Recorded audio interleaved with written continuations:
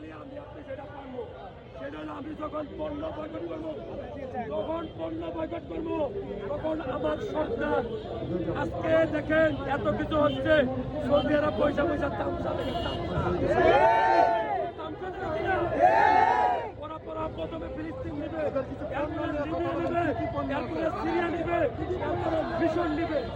ওদের পণ্য আমি যে কয়টা চিনি পানির মতো একফিনা, হ্যাঁ কিনলে জুতার মধ্যে পাটা, গমের মধ্যে সিলেট, তেলের মধ্যে সিলেট, সাবানের মধ্যে কি লাখ